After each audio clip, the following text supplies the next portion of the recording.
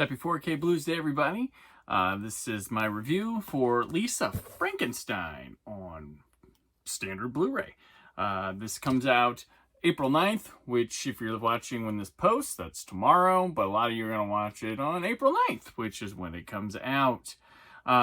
First up, just want to say, it's been a sec. I haven't, for you podcast fans out there, it's been a bit. I've been busy. Which is why we haven't had an episode. I've been gearing up for PopCon later this month. I'm currently scheduling getting things ready for the live podcast stage. I have 3 live shows to do there, and I also have the podcast awards, which I am currently spending my time judging podcasts and getting ready for that award show. So I'm kind of busy. I'm also recording the summer of 2004 at 20. The theme is back. Press Maxon did an awesome job once again with the theme for that and the news. And see if you can guess what song of 2004 is going to be the one for the news. So the summer of 2004 starts in May, so you have till then. I won't say what it is until the episode drops, but guess what song is going to be turned into the news segment theme song. So that's all good. I've just been very busy. That's why there hasn't been an episode. I have ideas, but I'm like, Brandon, you don't have time to record, edit, and throw those things together in here. So it's just off air, but you get these Blu-ray reviews. So if you want to hear me talking about movies or something, you get these wonderful reviews like Lisa Frankenstein here on Blu-ray. Special thanks to Mandy Rogers. You rock. That's why we're here doing this one right here. So Lisa Frankenstein, this comes out tomorrow, standard Blu-ray. This hit theaters, well, didn't really catch fire. I was looking forward to it. It's the new Diablo Cody movie, the directorial debut of Zelda Williams, and yeah, it's got Catherine Newton, so it's like doing horror stuff, whatever. Newton's one of I think she is a gem, one of our young stars, but just need some ball rolling on some of the things she's leading here. It also stars Clara Gugino. It's got the dad from Stranger Things, Cole Sprouse, is in it. But let's take a look here. So it comes to standard Blu-ray with a slip cover, as you see, and then you get the standard Emery case. No difference in the artwork at all. Open it up, you do get a digital copy, which, no, I'm not showing you the code here. It's already redeemed. It's mine. I'm enjoying it. Yeah, you heard it. Typical Universal disc. This one going for a very pink. I don't know what color it's showing here, but it's a pink design here for it. So let's talk about Lisa Frankenstein, the movie. I actually now have seen this twice. Once when it came out on digital, and then once here now for this review. And I did like it. While I'm going to give it the same grade for a movie as I did when I first saw it, I liked it more this time around. It's a 3 out of 5 for me. There's potential here in other spots. I'll be excited to see what Zelda Williams does after this. And Diablo Cody I'm always a fan. I've liked pretty much everything she's done. Although I have never watched United States of Terror. So this one is nice, 80s throwback, hearkening to just, the style, the music of the era. I think this one kind of wants to be like this terrible early 90s movie called My Boyfriend's Back, but this is way better than that. Way better. This has some fun musical homages, nice style points for the house that Lisa lives in, and some interesting takes and deaths, and a good old vibe with a nice icy twist on things, and the Frankenstein kind of story in its own sort of light. It's very, the one thing I think is good about the movie, and also to the detriment of it because it doesn't seem to be able to balance things correctly, or more lost for words. But it's a hangout kind of movie, but there's other things at play that you're like, oh, what's going to happen here? And it's just kind of hanging out with itself, which I like it hanging out with itself. I like hanging with these characters. I like just Newton's able to fill up a screen by herself. She's really talented at just shining with nothing else but herself to work off of. Cole Sprouse is it's a very silent role for him, but there's some fun, charming stuff going there. I do like the movie, and I liked it more the second time, so who knows? Maybe this one just kind of grows on you as it is. But I can see this finding an audience here now that it's on home video, on streaming service and stuff. Being a, why didn't anybody say anything? You know what?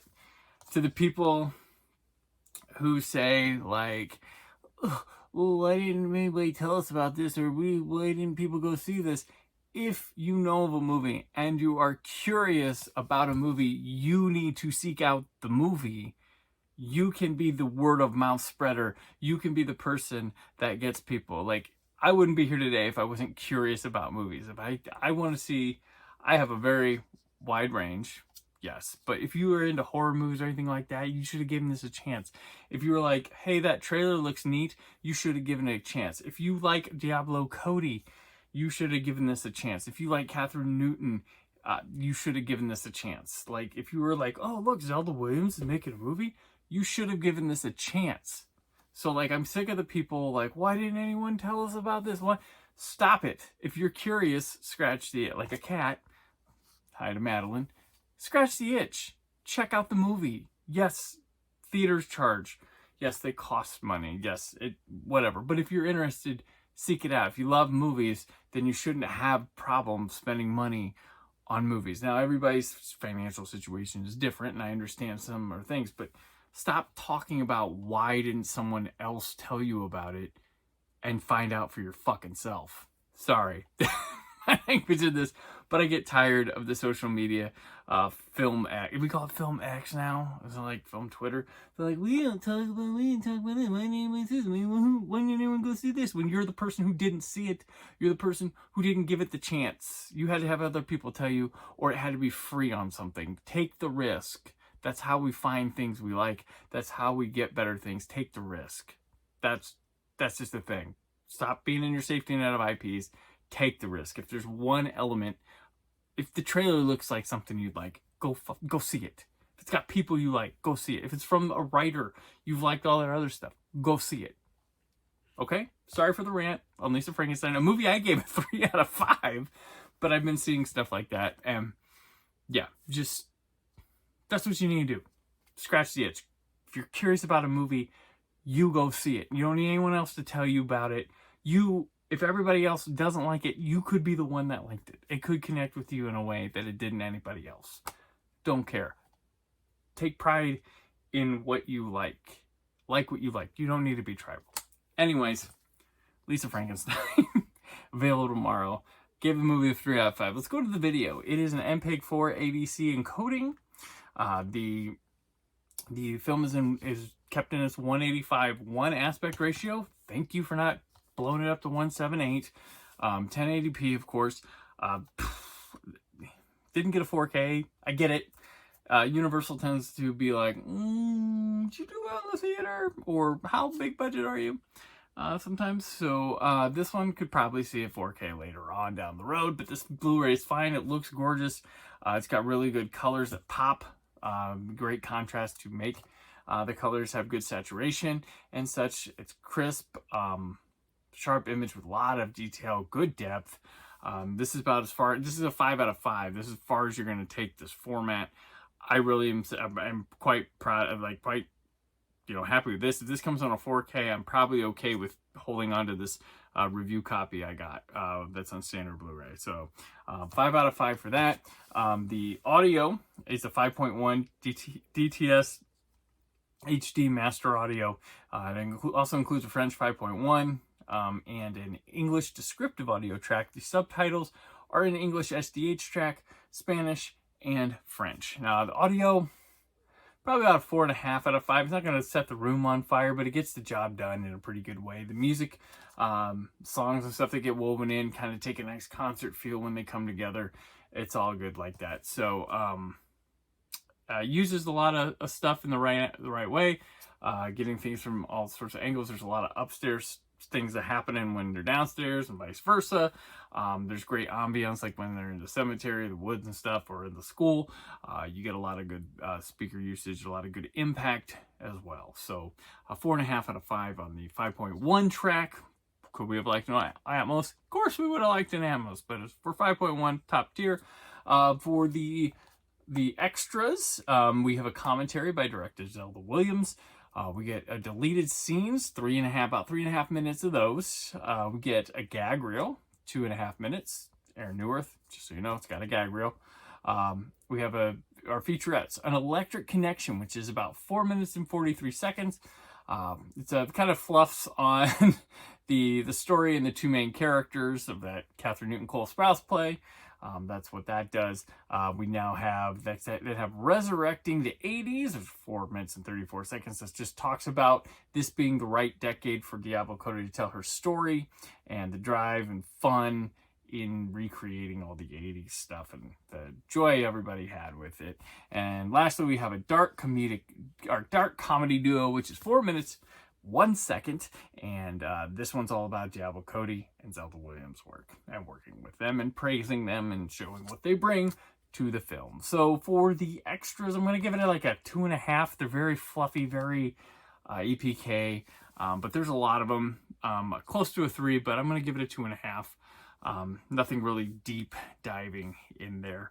To review, 3 for the film, 5 for the video, 4.5 for the audio, and a 2.5 for the extras. So overall, I'm going to say this is probably, given the movie and everything, I'm going to give it a 3.5.